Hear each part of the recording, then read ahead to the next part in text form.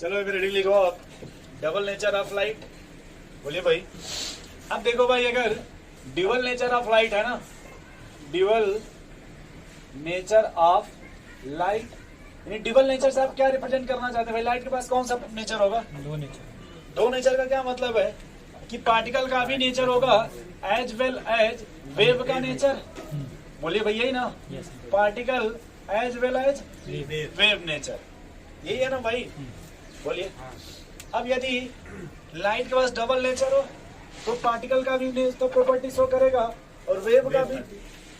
बोलिए भाई। अब हम समझते हैं थोड़ा सा वेव की प्रॉपर्टी और पार्टिकल का। जैसे मान लीजिए आपने कोई सब्सटेंस ले लीजिए, बॉल गेंद कुछ भी ले लीजिए 10 केजी का। क्या ले लीजिए भाई? 10 केजी का, 5 केजी का, उससे कोई मतलब नहीं है। आपने जैसे मान लीजिए आपका ये 0 है, ये आपने डिस्टेंस मान लिया 10 मीटर, मतलब इतना ऊपर मान लीजिए, ठीक है भाई? जैसे ये 0 है, मान लीजिए 10 मीटर अपने मन से, ठीक है? अब इस बाल को आपको छोड़ना है इस पर से। दो रास्ते, एक रास्ता इस तरह से, ठीक है लोगों जी, और एक रास्ता है स्लाइडर टाइप। स्लाइडर समझ रहे हैं? सीढ़ी टाइप, ठीक? जब ये बॉल आप यहाँ से छोड़िएगा, अब यहाँ मैंने एक बॉल रख दिया इस हाइट पे, मतलब ये हाइट मैंने लिया अपने मन से, एक बॉल रख दिया गया वहां भी और एक बॉल रख दिया गया यहाँ भी। जब दोनों बॉल को छोड़ा जाएगा तो दोनों बॉल में क्या होगा? बोलिए। अगर आप यहाँ जब बॉल को छोड़िएगा तो ये जो बॉल होगा क्या हर पॉइंट को टच करते हुए आएगा क्या? बोलिए भाई। ये जो बॉल आएगा क्या ये हर पॉइंट को टच करते हुए आएगा क्या? तो ये समझ पा रहे हैं आप? यानी अगर मोशन की बात कीजिए ये यूनिफॉर्म मोशन होगा क्या? एक समान, ये कंटिन्यूअस मोशन होगा। लेकिन यहाँ देखिए, अगर ये जैसे मान लीजिए अगर यहाँ पे आपने रखा इससे गिरेगा, यहाँ पे गिरेगा, तो देखिए कैसे समझ पा रही है? बोले भाई। ऐसा मैंने देखा मंदिर पे लगा दिया जाता है गंगा जल जो गिरता है, वैसे लगा देते 1 बाई 1 जो डेकोरेशन करते हैं। नहीं समझ? गंगा जी गए कभी? सीढ़ी पर चढ़े हैं, 80 घाट तो गए होंगे ना, बड़े फेवरेट बच्चे बनारस में, तो वहाँ तुझे गई है। लेकिन ऐसे ही चढ़ते हैं यहाँ पे। बोले भाई नहीं गए होंगे? तो कभी स्लोप पर देखिए, वो जो सरकारी स्कूल में बना रहता है स्लोप इस तरह का, दोनों में गए होंगे ना? तो यहाँ जब आप जाइएगा तो हर पॉइंट टच करिएगा या यहाँ पे हर पॉइंट टच होगा? बोलो भाई। यानी यहाँ जो आपका होगा, देखो ये कंटिन्यूअस फॉर्म होगा। बोले भाई, ये कंटिन्यूअस फॉर्म है ना? बोले भाई। और यहाँ जब आइएगा तब डिसकंटिन्यूअस फॉर्म। बोले भाई। ये कंटिन्यूअस फॉर्म क्यों है? देखो एक समान होगा ना सब जगह। बोले भाई। और ये क्या हो गया आपका? तो यहाँ देखिए जब कंटिन्यूअस फॉर्म है, ये कौन सा प्रॉपर्टी रिप्रेजेंट करेगा? ये डिसकंटिन्यूअस है ना, यानी ये कौन सा भाई? Particle nature. बोले भाई। क्या इतना समझ पा रहे हैं कि लाइट के पास दोनों नेचर होता है? आप कभी जैसे आप देखिए उसके पास ये भी नेचर होता है कंटिन्यूअस फॉर्म में भी और डिसकंटिन्यूअस फॉर्म में भी। जैसे आप कहीं अगर कोई सीढ़ी देख लीजिए, वहाँ पे इसी फॉर्म में आएगा। बोले भाई। लेकिन अगर कहीं जैसे आप कहीं पानी वगैरह या कहीं समतल होगा, इस तरह के इस फॉर्म में भी आएगा। बोले भाई। अब वो अलग मैटर है, जिसे नहीं कुछ लोग कहते हैं कि सर वहाँ बीच में जब ऐसे आएगा तो परछाई बन जाएगा, वो हम बात नहीं कर रहे हैं। नहीं समझ रहे हैं? जैसे उधर से लाइट आ रही है और जैसे ऐसे सीक्वेंस से आ रही है, तो कुछ कहेंगे सर उधर से आएगा तो परछाई बन जाएगा। नहीं समझ गया? तो यदि देखिए लाइट के पास भी डबल नेचर होता है, पार्टिकल का वेव का। तो जब भी वेव होगा तो मेन मैटर ये भैया कि हर पोजीशन को टच करेगा। और यदि पार्टिकल नेचर है तो वो हर पॉइंट को टच नहीं करेगा। क्या इतना समझ है? बोलो भाई। ये डायग्राम पहले लिख लो, उसमें ऊपर वाले में लाइट possess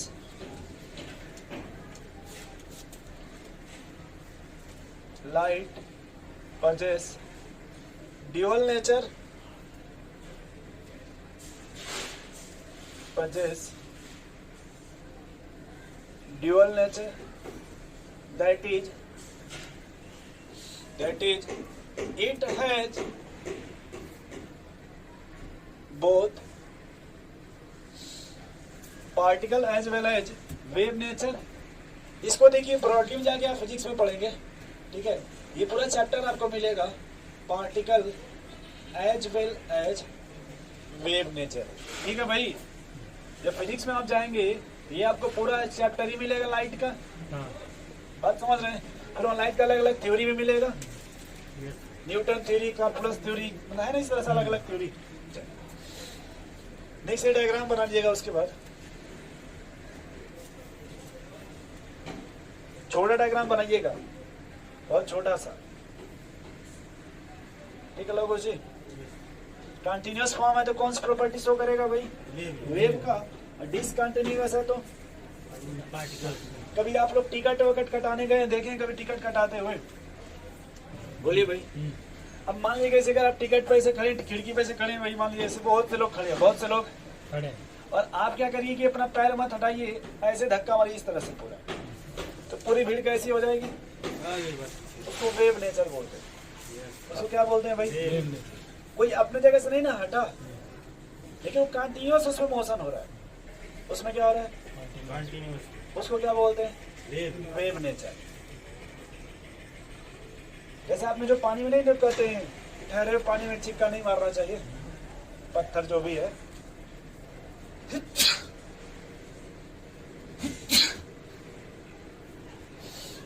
क्योंकि एक बार अगर चिक्का मार दीजिएगा माहौल बन जाएगा, फिर वो शांत होने वाला नहीं है। वो ऐसे अपना करता रहेगा इस तरह से, इस तरह से। इसी को वेव नेचर बोलते हैं, ठीक है भाई। माइक भी सही नहीं है, आवाज एकदम फट जा रही है। शुरू जब ये था तो आवाज में जोश था, इसमें इसको दिखाना पड़ेगा बैटरी। चलिए कोई बात नहीं, इतना हो गया भाई। तो इसमें पहला पॉइंट लिख लीजिएगा, वेव नेचर। वेव नेचर, देखो भाई, इट इज कंटिन्यूअस फॉर्म है, discontinuous? It is continuous form of light, form of light. तो पार्टिकल नेचर में क्या लिखिएगा भैया? क्या लिखेंगे उसमें? It is discontinuous form of light। बोलो भाई, ये क्या हो जाएगा आपका? discontinuous form of light, ठीक है भाई। अब हेडिंग लिखिएगा वेव। हमको थोड़ा सा वेव नेचर पढ़ना, हेडिंग क्या लिखिएगा भाई? वेव। इसमें दो टर्म होता है, एक ट्रांसवर्स और एक लॉन्गिट्यूडिनल। तो अगर वेव होगा तो उसमें किस टाइप का मोशंस होता है भाई? Transverse and longitudinal. लिखिएगा वेव। इसमें लिखिए इट इज, अच्छा वेव में देखिए, वेव में आप लाइट का कौन सा पढ़ रहे हैं भाई? कॉन्टिन्यूअस फॉर्म ना, या ऐसा कहा जाए कि वेव में हम जो भी पढ़ेंगे वो, अच्छा देखिए ये वेव है और ये पार्टिकल। अगर कोई पार्टिकल होगा तो मास होगा, बोले भाई। देखिए वेव में लिखिए it is mode of transfer of energy,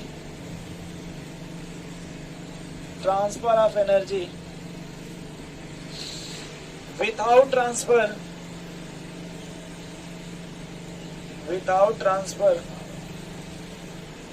of matter,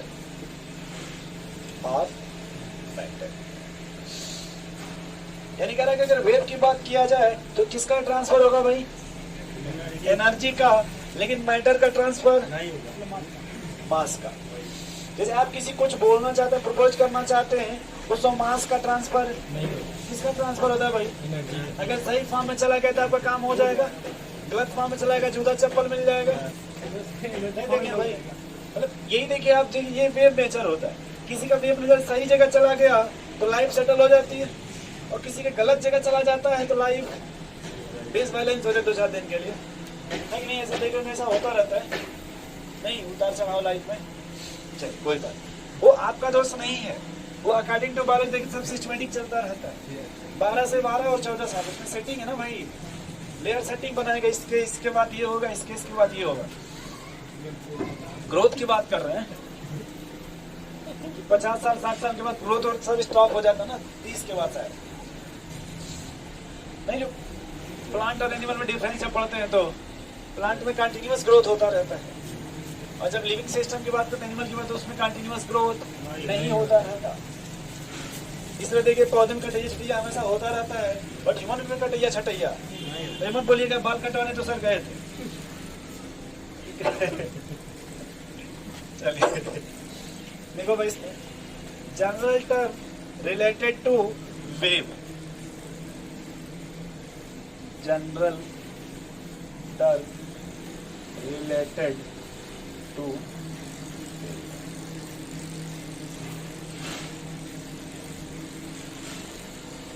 इधर देखो भाई थोड़ा,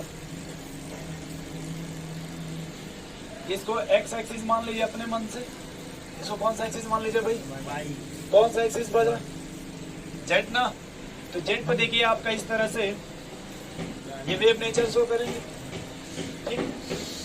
अब देखिए अगर यहां से देखा जाए, ये हाइट है ना, बोलिए भाई, इसको एम्पलीट्यूड बोलते हैं, क्या बोलते हैं इसको, अच्छा। अगर इस लाइन से देखिए जो ऊपर का पोर्शन है, इसको क्रेस्ट बोलते हैं, क्या बोलते हैं भैया, इसको हाइट ऊपर वाला पॉइंट बोलते हैं। अगर इससे देखा जाए, ये जो डिप्रेशन वाला पॉइंट है, इसको क्या बोलते हैं भाई, ट्रफ। ये समझ रहे हैं, ये देखिए ये जो पोर्शन है, इसको क्रेस्ट बोलते हैं। सिर्फ दो क्रेस्ट के बीच के डिस्टेंस को क्या बोलते हैं भाई, वेव लेंथ, क्या बोलते हैं भाई। और ये जो देखिए ये इस पॉइंट से जो हाइट है, इसको क्या बोलते हैं, एम्पलीट्यूड। बोलो भाई, दो क्रेस्ट ले लीजिए, इसको बोलते हैं कॉन्सिक्यूटिव डिस्टेंस, मतलब सामने सामने का, यहाँ से लेके यहाँ तक का एक राउंड हो जाएगा।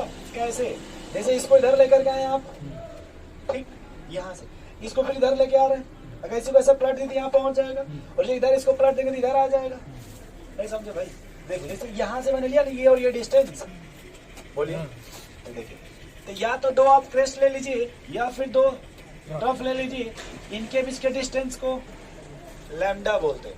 मैंने बोला भी था कि अगर लैम्डा नहीं बोल पाते हैं, इसको देखिए गांव में क्या बोलते हैं भाई, लवंडा।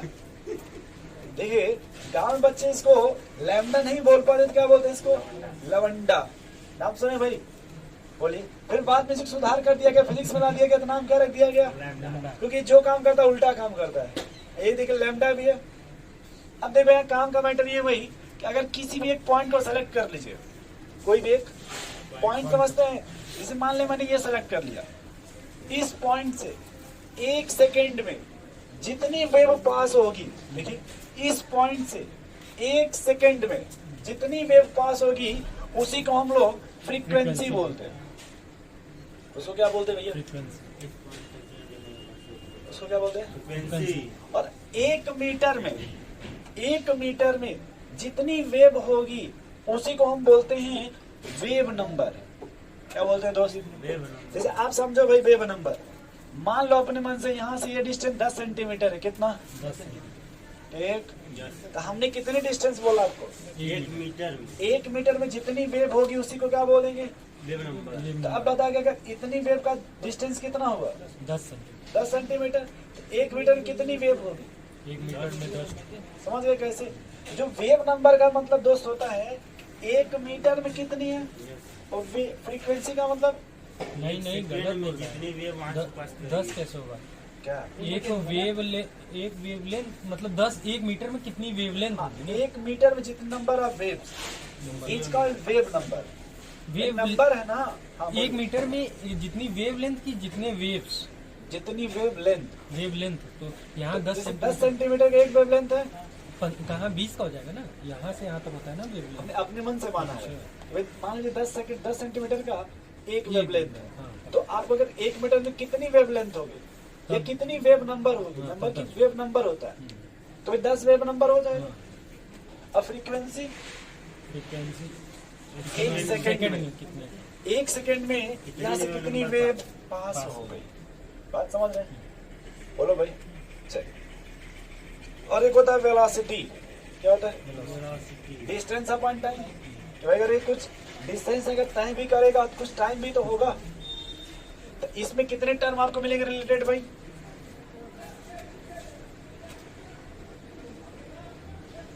वेवलेंथ को किससे रिप्रेजेंट करते हैं? लैम्ब्डा लवंडा से। ठीक है भाई, पहला क्या मिला आपको? वेवलेंथ। देखो भी लिखो मत भाई। दूसरा देखिए, इसमें टर्म हम पढ़ेंगे वेव नंबर। क्या पढ़ेंगे भाई? Wave number. उल्टा भी बना के बार बना देते हैं, उल्टा भी बना के उसी का नाम क्या हो जाएगा? Wave number. उसके बाद क्या आएगा भाई इसमें आपका? फ्रीक्वेंसी किससे रिप्रेजेंट करते हैं? उल्टा वी से। अरे भैया वी ये होता है ना, उल्टा नहीं, सॉरी, लंगड़ा वी, लंगड़ा वी वही है ना। वी उस तरह लंगड़ा कर दीजिए भाई, थोड़ा नहीं देखें लंगड़ा आयाम। ठीक, 10 अरिया देखिए इधर लंगड़ा आयाम मतलब फ्रीक्वेंसी है। फोर्थ आपका भाई एम्पलीट्यूड। फोर्थ क्या है? एम्पलीट्यूड। फिफ्थ आपका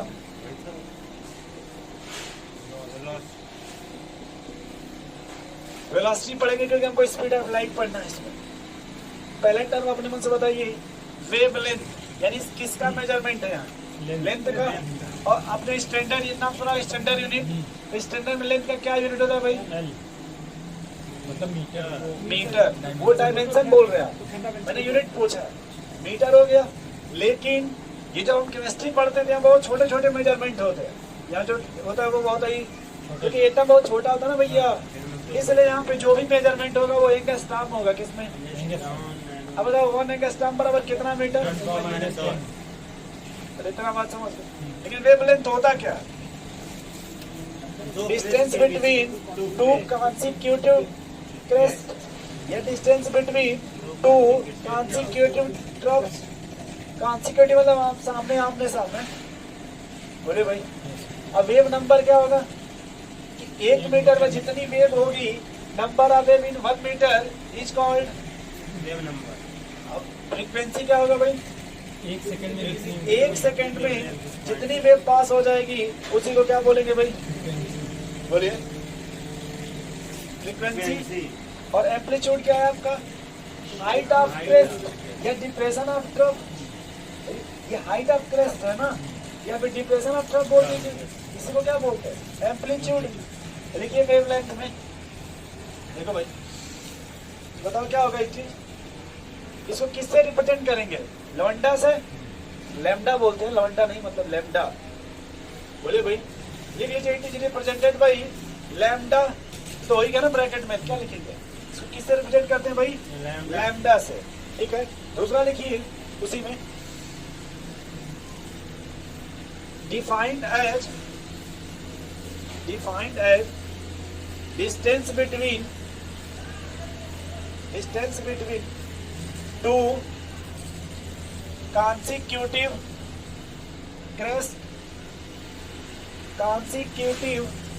crest और trough। ये crest और trough, TROUGH, trough। ठीक है भाई, या तो दो क्रस्ट के बीच का डिस्टेंस ले लीजिए, या फिर दो ट्रफ का डायमेंशन लिखिए भाई। यूनिट क्या होगा इसका? लेकिन एटम बहुत छोटा होता है ना भैया, इसलिए इसको किस में मेजर करेंगे? एंगस्ट्रॉम में। और 1 एंगस्ट्रॉम बराबर कितना मीटर? 10 के पावर। तो 1 मीटर में कितने एंगस्ट्रॉम? 1 के पावर 10, मतलब 10 सीधे बोले 10 एंगस्ट्रॉम। 10 के पावर 10 एंगस्ट्रॉम ऊपर जाएगा तो नहीं हो जाएगा भाई। चलो, तो ये लिख ली इतना, ये लिख लिया ना भाई। आगे लिखो सेकंड, वेव नंबर। लंगड़ा भी बनाइएगा, उसको बार बना दीजिएगा। उसका लंगड़ा भी बना के क्या करिएगा? उसको बार बना दीजिए, मतलब कैप लगा दीजिएगा ऊपर। अरे फिजिक्स में पढ़े होंगे भाई, बैठ कर बात करिए, ऊपर वो बार लगा दीजिए जी। ठीक है, इसमें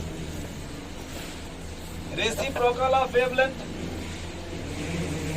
रेसिप्रोकल ऑफ वेवलेंथ। तो बताओ भाई, वेव बार जो आपने कहा, वेव नंबर वो क्या हो गया आपका? रेसिप्रोकल ऑफ, यानी 1 बाई लैम्डा, यानी 1 बाई मीटर, यानी मीटर यूनिवर्स। बोलिए भाई। या फिर अगर वहां पे आ जाए, जो भी मतलब समझ रहे, इस तरह से नोट करिए।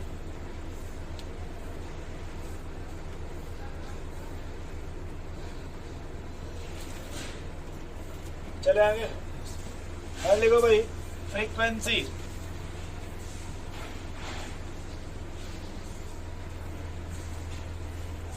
अपने मन से बताओ भाई फ्रीक्वेंसी क्या होगा लोगों से? 1 upon टाइम पीरियड, एक बटे में टाइम सेकंड में जितने भी एक बटे में टाइम पीरियड। नहीं यार, हम पहले डिफिनेशन पूछ रहे हैं।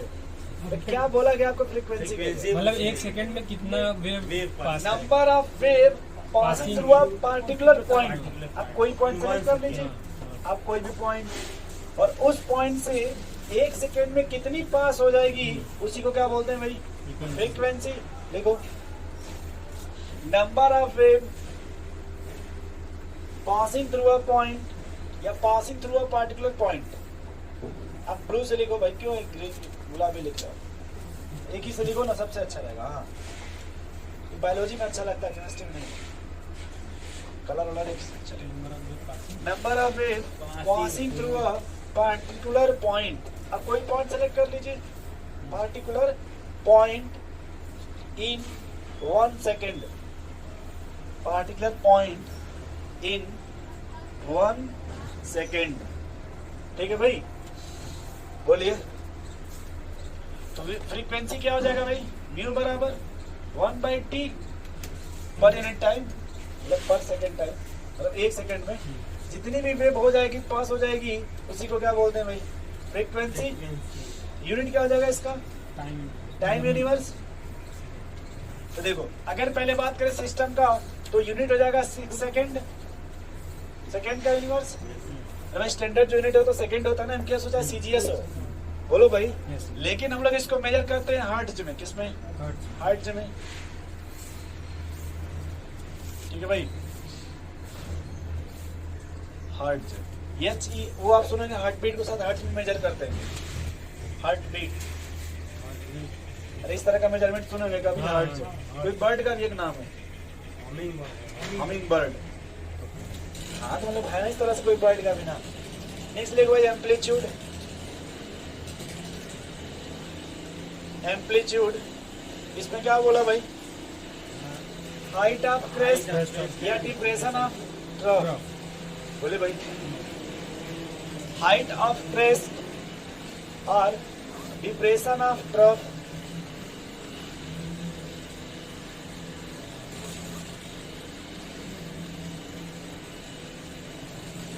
हाइट ऑफ क्रेस्ट और डिप्रेशन ऑफ ट्रफ।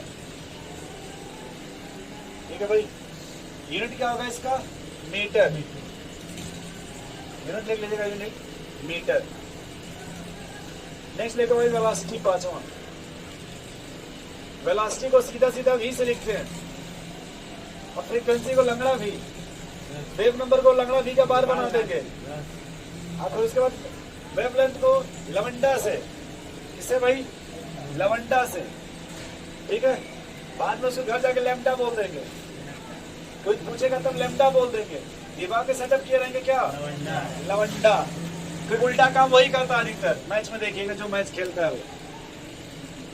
लंगड़ा वाला मैच देखे कभी? अरे नाच भाई, नहीं देखे आज तक, सुने भी नहीं है। नौटंकी वगैरह के भी नाम नहीं सुने भाई, बस बोलते हैं। तो घर वाला भी सोच रहे हैं कि माहौल बिगड़ जाएगा, बहुत जान में पहुंचे वही दिक्कत हो जाएगी। अरे कबूतर को साथ में लेकर कुछ नहीं होगा। दुर्गा को राती जाके दिखता है बात है तो फेस को खींच देते, खाली घर मत बताइएगा लोगों से, सर जी बता दिए लोगों से। चलिए इसमें लिख लो भाई, distance travel by wave, distance travelled by wave per unit time, per unit time. यानी अगर बात करें यूनिट का दोस्त, तो वेलोसिटी की अगर यूनिट की बात करें मीटर पर सेकंड हो जाएगा, या अगर हम लिख लो सेंटीमीटर पर सेकंड। बोलो भैया, हम आगे देख लेंगे कि कैसे चल रहा है, या वो बाद में देखेंगे, ठीक है ना भाई। नेक्स्ट लिखिएगा रिलेशन बिटवीन वेवलेंथ लवंडा एंड वेलोसिटी। रिलेशन बिटवीन, अच्छा लॉन्डा वेलोसिटी। हाँ ठीक। अच्छा वेलोसिटी का आपने डिफिनेशन क्या लिखा वेलोसिटी का? मीटर पर सेकंड ना, बोलो भाई। यानी अगर बात करते हैं डिस्टेंस हो गया अपन टाइम ना, बोलो भाई। 1/t को क्या बोलते हैं? उधर देखिए, तो ये अगर हम इसको ऐसे लिख लें क्या, 1/t इंटू AT, बोलो भाई 1/t को क्या बोलते हो आप? Frequency new lambda. अच्छा फ्रीक्वेंसी। लैम्डा को क्या, ये डी डिस्टेंस को क्या बोलते हैं? लैम्डा। बोले भाई ये रिलेशन हो गया ना, V बराबर म्यू इंटू लैम्डा, बोलो भाई इधर आ जाइए। अच्छा ये इतना हो गया ना, म्यू बराबर लैम्डा। 1/t को क्या बोलते हैं? ये समझ गए आप? इतना लिख लो पहले।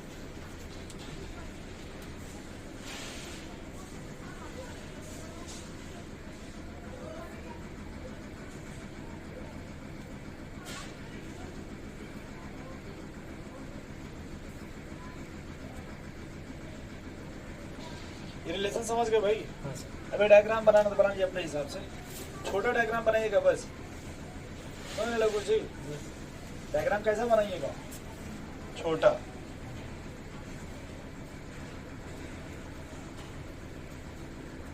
अच्छा ये देखो वेलोसिटी जो है, यही जब लाइट पड़ते थे तो C दे देते हैं, नाम क्या दे देते हैं भाई? C। तो उस समय देखो फ्रीक्वेंसी बराबर हो जाएगा, फ्रीक्वेंसी बराबर C/लैम्डा क्या? बोले भाई ये V/लैम्डा भाई, C है ना भाई स्पीड। लिख लो भाई, लिखो जल्दी डायग्राम बनाओ आप।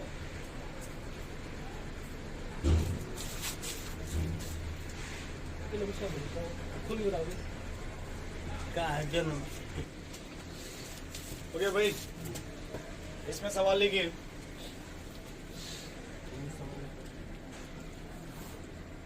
इलेक्ट्रोमैग्नेटिक वेव को आप में नहीं घेर पड़ना है, ज्यादा इसी खींचेंगे तो यही रह जाएंगे।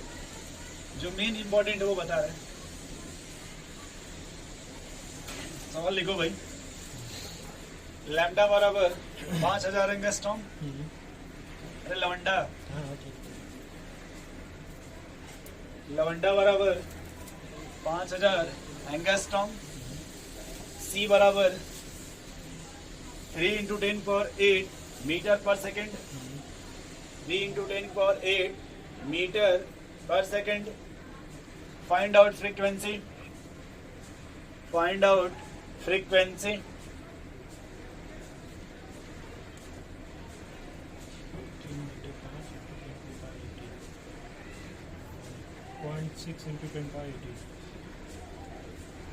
बोले भाई कितना रहा? 0.6 × 10⁻18। 10 के पावर 18। सीधे 6 × 10 18। हाँ तो इसे 6 10 मतलब 17। 17। चलो सवाल लिखना चाहते हो लाइन के हिसाब से, तो क्वेश्चन भी लिखना चाहते लिख लो। नहीं ना, बट सुन लो, बोल दे रहा हूँ। If wave length of a particular wave is 5000 angstrom. उधर मत देखो लड़के, तुम उधर चलो, इधर बैठो। अच्छा बैठे रहो वहीं पे, उधर झांको को मत, ठीक है भाई। Then calculate its frequency. क्या कैलकुलेट करना भाई? तो अब देखो इधर थोड़ा ये ना फॉर्मूला भाई, फ्रीक्वेंसी बराबर C/लैम्डा। C कितना भाई? 3 × 10 के पावर 8 ना। और लैम्डा 5000 कितना आ रहा है भाई? 6 × 10 to the power 7। पहले ऐसे लिख लें क्या, 30 × 10 की पावर 7/5000। अच्छा 5000 एंगस्ट्रॉम बोलिए ना। इधर देखिए पहले 6 आ गया क्या? ये 3 के ऊपर कट जाएगा, 6 × 10 के पावर।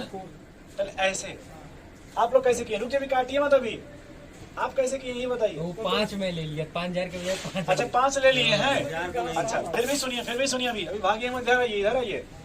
पहले ऊपर वाला क्या दिया, पहले यूनिट बताइए। 3 × 10 के पावर 8 क्या दिया है? मीटर में दिया है ना। ये किस में दिया? 5000। पहले एंगस्ट्रॉम में दिया कि नहीं दिया? ऊपर किस में है? मीटर में। इसको चेंज नहीं कीजिएगा। ये किए थे, बस 5 वहाँ नहीं। इधर देखिए भाग्य रुक जाइए। 3 × 10 की पावर 8 अपॉन 5 × 10 की पावर -3। अरे भाई 3 × 10 की पावर -10 मीटर लिख दे क्या पहले? बोलो भाई, यहाँ से 7 बचेगा क्या? नहीं समझ पा रहे यहाँ से? समझ गए। ये 7 ऊपर चला जाएगा क्या? 15 15 आएगा। एक जीरो इसको दे दिए 30 हो जाएगा क्या? एक इसको दे दिए 30 हो जाएगा क्या? ये 6 हो जाएगा क्या? 6 × 10⁻14 हर्ट्ज। क्यों भाई? बताएं यहाँ से 5000 ही भूल गया। वो गलत नहीं है, सब सही है। याद रखिएगा, वो एंगस्ट्रॉम में दिया ना भाई। और आपसे वो किस में पूछ रहा है भाई? यहाँ मीटर में दिया है, एंगस्ट्रॉम में चेंज नहीं कीजिएगा। आगे बताइए, ये मीटर में दिया है ना, ये एंगस्ट्रॉम में दिया है ना, तो चेंज करना पड़ेगा ना। वो चेंज किए तो वही 5000। दूसरा सवाल लिखिए, वहां देखते हैं सेटअप में क्या करते हैं आप। चलिए दूसरा सवाल नहीं लिखते हैं, थोड़ा काम करते हैं।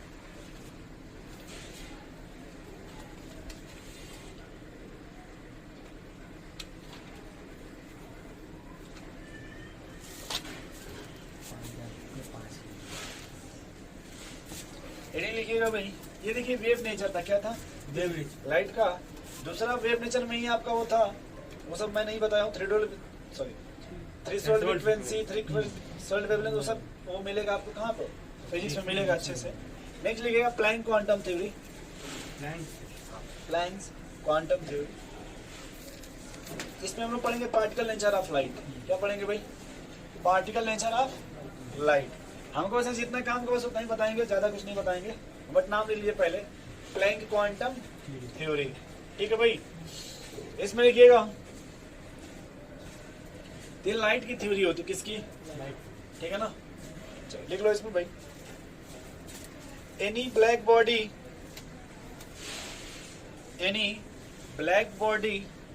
emitted or emitted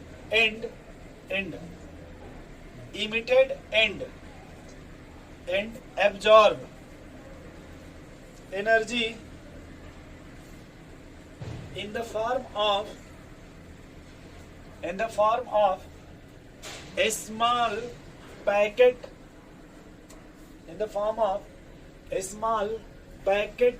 or bundle of energy क्या लिखा भाई आपने?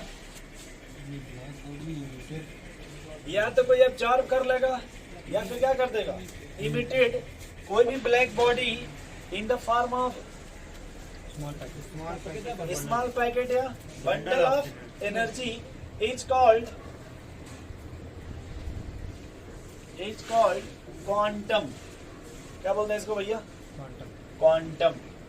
एक बात यहाँ देखो, आप थोड़ा समझ लेना। यहाँ पे हम यूज करेंगे बोहर मॉडल में कि अगर कोई भी एटम ग्राउंड स्टेट में से कहाँ जाना चाहता है? एक्साइटेड, तो एनर्जी एब्जॉर्ब करेगा कि नहीं करेगा? बोलो भाई। नहीं समझ भाई? कोई भी अगर आपने कभी पढ़ा होगा ग्राउंड स्टेट से कहाँ जाना चाहेगा? वो एक्साइटेड होना चाहेगा, तो एब्जॉर्ब करेगा कि नहीं करेगा? अच्छा, जितना वो एब्जॉर्ब करके ऊपर जाएगा, क्या वहीं पर रह जाएगा? क्या जो लोग मंगल पे ग्रह पे गए थे वो वहीं रह गए हैं? फिर वहां जाएंगे, फिर वहां से वो आएंगे ना। तो जब एब्जॉर्ब करेगा फिर वापस आएगा तो ये एनर्जी रिलीज कर देगा, क्योंकि एनर्जी कभी लॉस नहीं होती। कर लीजिए। हेलो, हाँ प्रणाम। अभी हम घर पे ना आई, जब पहुंचा तब खाद प्यारे मम्मी से। हाँ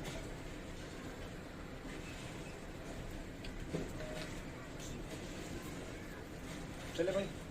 तो आपने इसी को, जो आपने एनर्जी की जब फॉर्म बंडल ऑफ एनर्जी लिया या लाइट के एनर्जी के रिस्पेक्ट में आपने इसको क्वांटम बोला ना। क्या बोला? क्वांटम। नेक्स्ट पॉइंट इसमें लिखिए, इन केस ऑफ लाइट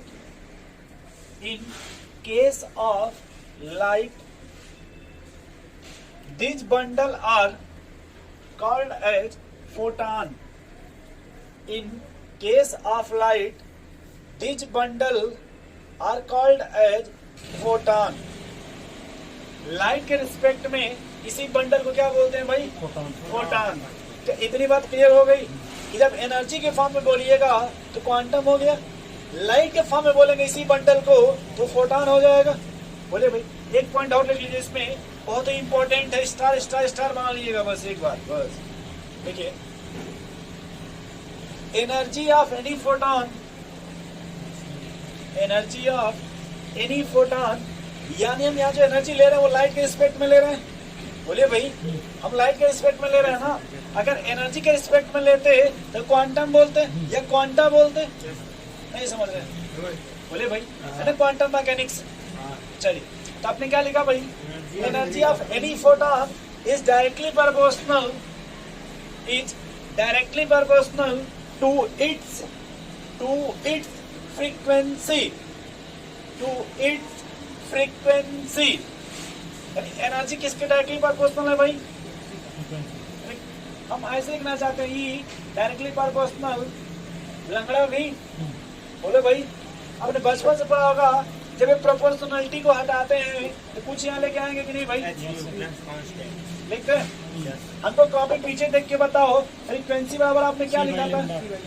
सही लिखा ना? ऊपर यहाँ देखो भैया, कुछ इधर देखो, ये लिखा ना ऊपर भैया, क्या ई बराबर एच सी बाई लैम्डा लिख दे? बोलो भाई, ये समझ रहे हो क्या? ई बराबर एच सी बाई लैम्डा। यहाँ एच क्या है आपका? Planck constant. इसकी वैल्यू कितनी होगी? 6.64 इंटू 10 के पावर माइनस 34 जूल।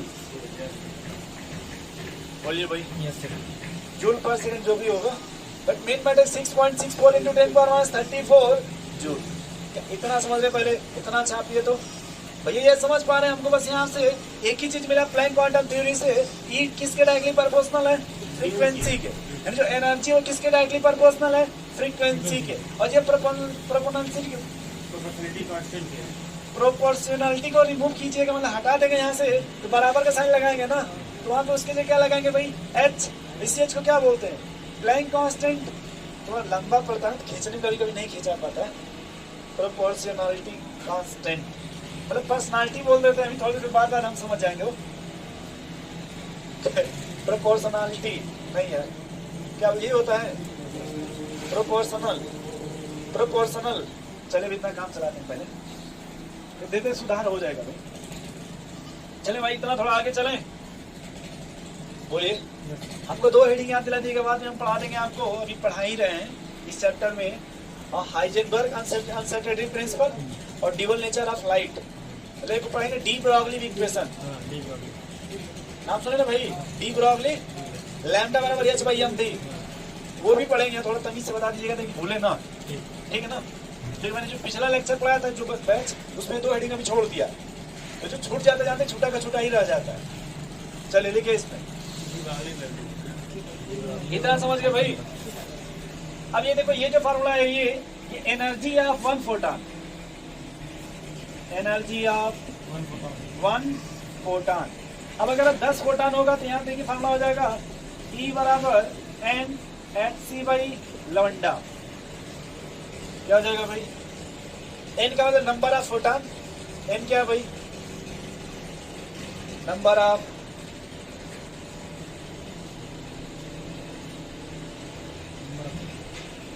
अब वो जितना भी एनर्जी एब्जॉर्ब करे रिलीज करेगा होल नंबर में होगा, कभी हाफ वाफ ये सब नहीं आएगा, याद रखिएगा।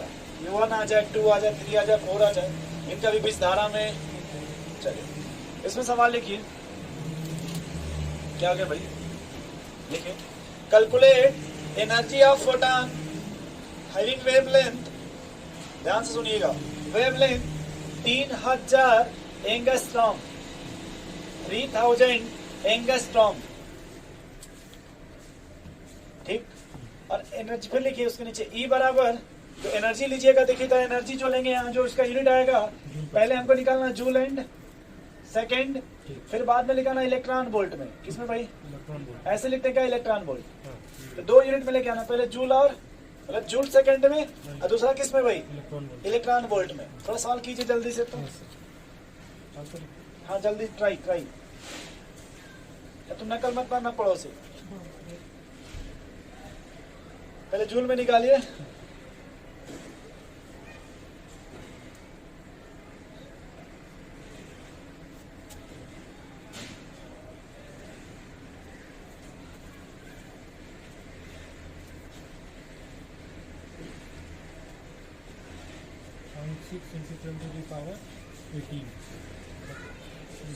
जूल कितना रहा है? 0.6 × 10 × 18 पॉइंट, मतलब 0.6 इंटू 10 तो वो पॉइंट अगर हटा देना चाहे तब क्या लिखेंगे तो 17 आ जाए 6 इंटू 10 कि 19 आएगा? ऊपर से 10 से मल्टीप्लाई कीजिएगा ना, ऊपर नीचे 10 से, 6.4 ऊपर 10 से नीचे 10 से मल्टीप्लाई करेंगे न्यूटन डिनोमिनेटर में, एक चला जाए नीचे वाला फिर ऊपर जाएगा माइनस हो जाएगा, तो एकदम सही लगा लगाओ। 10 पर -19 जूल, पहले जूल आएगा ना, बोलो भाई। इलेक्ट्रॉन वोल्ट में था अब किस में चेंज करना है? इसका तो सीधे वैल्यू सीधी 1242 इलेक्ट्रॉन वोल्ट होता है ना। 12,400 पहले देखेंगे वो 12,400, अभी उसको प्रूफ करेंगे, हम लाएंगे, अभी घबराइए मत, इसीलिए सवाल करा रहे हैं ना। वही होगा। हाँ, उसके अपन लैम्डा का वैल्यू नहीं आ गया। वैसा एक ही हिंट है कि 1 इलेक्ट्रॉन वोल्ट बराबर कितना होता है भाई?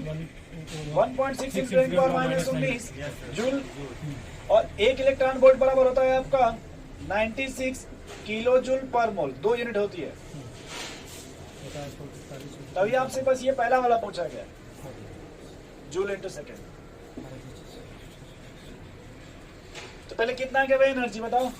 E बराबर H का वैल्यू 6 × 6 × 10⁻34, 3 × 10 के पावर 8, बोलो भाई। लैम्डा कितना दिया है? 3000 एंगस्ट्रॉम इंटू 10 के पावर -10, बोलो भाई, यही है ना? एक बात सफा सफा देख लो, ये 3008 7 बचेगा, इधर देख लो भैया लड़के, इधर देखो, 3 × 10 ये 7 बचेगा ना, 3 × 10 पावर 60, बोलो। ये काटोगे 2.2 बचेगा, बोलो भाई। ये 3 से 3 काट दीजिए। तो ठीक है कोई बात नहीं। चलो वही बात सही है, तुम जो कहें भूल गए फिर भी काट दे, इसको हम इसको काट दे, इसको जिंदा छोड़ देगा, ठीक है ना भाई? तो वो बचेगा 6.64 पहले इंटू 10 के पावर। अब देखो ये -7 है ना, ऊपर जाएगा तो +7 हो जाएगा, जो 7 और 7 15 हो गया ना, 35 में 15 घटाओ 19, लेकिन है कितना? 34, तो और कम कर दो। अरे 19 19 ही तो घटा है। दी। अच्छा 19 हो रहा है, 34 में 15 घटा 19 होगा। 15 15 34 में 15 घटाएंगे रुक 19। जाओ, 15 बच नहीं, रुक जाओ, जोड़ लेने दो। चलिए 7 है ना, ऊपर जाएगा तो 15 हो जाएगा, तो 15 में 5 यहाँ से 4 वहाँ से 19, बस सही तो है। सही है ना भाई? 6.6 तो -19 जूल इंटू सेकेंड। ये आ गया ना। अब इधर देखो, 1 इलेक्ट्रॉन वोल्ट बराबर कितना जूल है? 1.6 इधर देखो लड़के, तुम फ्यूज मत होने, इधर सुनो। 1 एंगस्ट्रॉम बराबर कितना मीटर? 10⁻- 10 मीटर, 1 मीटर बराबर 1 एंगस्ट्रॉम बटा 10⁻−10, बोलो भाई। फिर 1 मीटर बराबर 10⁻10 एंगस्ट्रॉम, लिख सकते नहीं लिख सकते? ये नहीं लिख सकते भाई कि 1 मीटर बराबर 10 के पावर 10 एंगस्ट्रॉम, बोलो भैया, नहीं लिख सकते? वैसे ही देखो यहाँ पे कि जूल सेकेंड है कि नहीं, तो 1 जूल इंटू सेकेंड बराबर हो जाएगा 1 electron volt upon 1.6 into 10 power -19, बोले भाई कुछ नहीं समझे? अब जहाँ पे जूल इंटू सेकेंड वहां पे लिखते इलेक्ट्रॉन वोल्ट इसके जगह, बोलो भाई। इधर देखो 6.64 इंटू 10 के power -19 electron volt upon 1.6 into 10 के पावर -19, बोलो भाई पड़ोसी। अब बताओ, अरे देखो ये 1.6, ये 6.64, 16 चौको 64 होता है। इधर देखो 66, ये 4 आ जाएगा कि नहीं? इधर देखो ये 19 से 19 कट पिट जाएगा, लगभग ये प्रॉक्स 4 इलेक्ट्रॉन वोल्ट आएगा, नहीं आएगा? नहीं आएगा। चलो इधर आ जाओ। अब बताओ एनर्जी बराबर क्या फार्मूला है? Hc/λ, बोलो भाई। ठीक, हमको यहाँ लैम्डा किस में दिया है क्वेश्चन में? एंगस्ट्रॉम में। चलो ठीक, H की वैल्यू कितना है? 6 इंटू 10 के पावर -34 इंटू C कितना है? 3 इंटू 10 के पावर 8, और 8 किस में है? मीटर में। तो सुनो, अगर तुम्हें 1 एंगस्ट्रॉम दे दिया, कितना मीटर में कितना होगा? 10 10 पर -10 मीटर। हमको क्वेश्चन लैम्डा किस में दिया? एंगस्ट्रॉम में। हम इसकी यूनिट, इसका वैल्यू कौन सा रखेंगे? मीटर वाला। कौन सा? क्योंकि यहाँ देखो क्या है, यहाँ क्वेश्चन में ये मीटर पर सेकंड है ना, तो लैम्डा भी किस में चाहिए? मीटर में। अब देखो जो भी लैम्डा, हमको उससे नहीं मतलब, लैम्डा जो भी किस में है एंगस्ट्रॉम रहने दो, यहाँ उसका वैल्यू रखो मीटर वाला। कौन सा? ठीक। अब बताओ इलेक्ट्रॉन वोल्ट में ना कितने से डिवाइड करते हैं इसमें? 1.6 इंटू 10 के पावर -19। ठीक है भाई लागू जी, कुछ छूट रहा है? यहाँ देखो लैम्डा की जो भी वैल्यू किस में, हमने इसको चेंज नहीं किया, ये ऊपर मीटर में कि नहीं, उसके जगह मैंने यहाँ क्या रख दिया? इसको भी मीटर में कर दिया। ना, मतलब इसकी वैल्यू तो रख दिया ना। ये बताओ, रुक जाओ थोड़ा, सीधा सीधा कटने वाला है क्या इसमें? नहीं काटेगा, काटेगा। देखो जैसे 1.6 है ना, 16 चौको 64, 4 आ जाएगा पहले, 4 इंटू 3 12 इंटू इधर भागो मत। ये बताओ, ये -10 है ना, ऊपर जाएगा, रुको यहीं से निपटा लो। ये -10 है, -19, -29 हो गया क्या? ऊपर जाएगा तो +29, -5 बचेगा क्या? 5 बचेगा क्या? ये 8 है क्या? 3 बचेगा क्या? बोलो भाई। फिर 10 पर 3 कर लें क्या? बोलो भाई। और अपन ये लैम्डा बचा किसमें? एंगस्ट्रॉम में। यूनिट किसमें हो गई? इसी को देखो, लगभग लगभग लिखते हैं 12,400। कितना लिखते हैं? 12,400। अपन लैम्डा किसमें? एंगस्ट्रॉम। और यूनिट किसमें हो जाएगा? इलेक्ट्रॉन वोल्ट में। रुक जा, अभी भागो, इधर आ जाओ। इधर देखो, ये कितना है? 12,400 इलेक्ट्रॉन वोल्ट अपन। लैम्डा कितना दिया है? 3,000। 3,000 ऐसा रख दो, जो भी दिया है एंगस्ट्रॉम में, जो भी है वो। ठीक, ये बताओ, 2 जीरो कट गया, बचा कितना?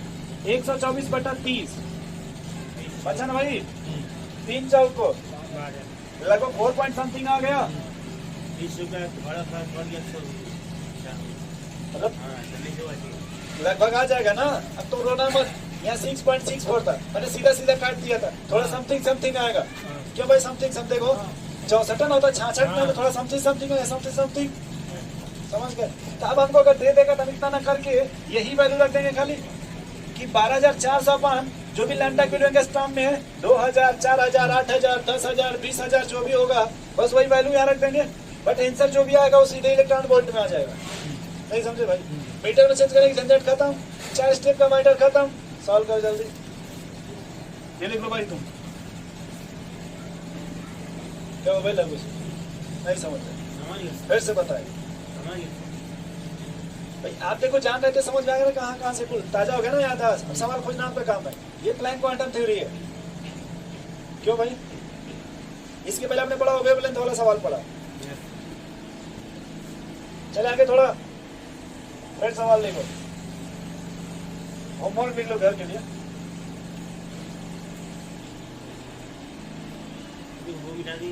लिखना था भाई, फिर से नहीं कर रहा हूँ, उसमें कोई दिक्कत नहीं भाई।